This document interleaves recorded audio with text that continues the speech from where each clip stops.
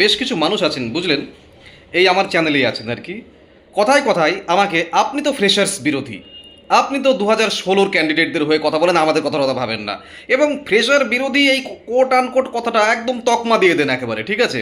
তো তাদের উদ্দেশ্যে বলছি ভাই, কাউকে জাজ করবার আগে বা কারোর সম্পর্কে কোনো একটি কমেন্ট করে দেওয়ার আগে হাতে ইন্টারনেট কানেকশন এবং মোবাইল ফোন আছে বলে যা ইচ্ছে তাই বলে ফেলবার আগে একটু তার বিষয়ে পড়াশোনা করা উচিত। আমার একদম প্রথম দিককার থেকে, মানে একদম প্রথম থেকে যে সমস্ত সাবস্ক্রাইবার আছেন তারা খুব ভালো করে জানেন। তোমরা হয়তো জানো না, তোমরা হয়তো পরে জয়েন করেছো, তবে চ্যানেলের যে সমস্ত পুরনো পোস্ট সেগুলো হয়তো দেখোনি।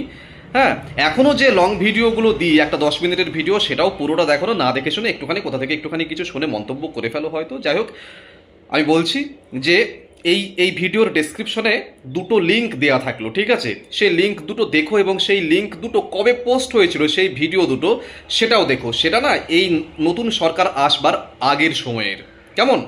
একটা সরকার যখন চলে যাচ্ছে না, সেই চলে যাওয়া সরকারকে চোর বলে দেওয়া, সেই সরকারের সম্পর্কে তুলোধনা করছি ফেসবুকে এসে, এরকম দাদাগিরি অনেকে করতে পারে, কিন্তু সরকার যখন আছেন সেই মুহূর্ত থেকে সরকারের কাজের কনস্ট্রাকটিভ সমালোচনা করতে গেলে দম লাগে। দুটো প্যারোডি দিলাম, ফ্রেশার্সদের পাশে থাকা নিয়ে কথা বলো না? তো ওই সময়ে, ওই চরম ক্রাইসিসের সময়ে যখন 60-এ 60 এবং 70-এ 70 পেয়েও যখন তারা ডাক পায়নি ভেরিফিকেশনের জন্য, তখন সৌগতস ডায়েরি ছাড়া আর কোন চ্যানেলে এইভাবে অন্তত একটা গানের মাধ্যমে, একটা প্যারোডির মাধ্যমে এই প্রতিবাদ করা হয়েছিল? পারলে তার লিঙ্কও কমেন্ট বক্সে এসে দিয়ে যেও, কেমন?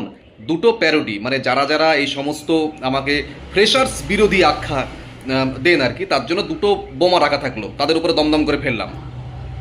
যদি বোমাটা সত্যি সত্যি গায়ে পড়ে তাহলে ভালোই হবে, তাদের খারাপ কিছু হবে না, কেমন?